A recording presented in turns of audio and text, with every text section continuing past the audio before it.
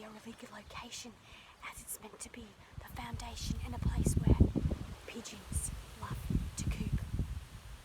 So I'm actually looking right now across the wilderness in hope of seeing one of these rare British birds.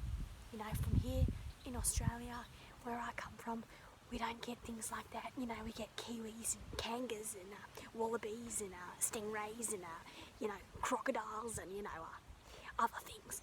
But here, looking at my book of birds, my other one, this one's a kid's book. But it's got some key details in it that you would never want to miss. Oh my goodness. This could be a rare sighting. Is it? No, it's just a blackbird, They can be quite, easily seen to be quite similar birds. Lots of these birds, they look the same, and at the end of the day they do the same things, They eat worms, they shit on the floor, and then they fuck off, That's usually how things happen, But, so I've been down here, for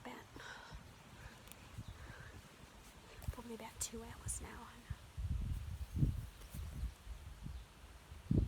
I think it's time for some lunch.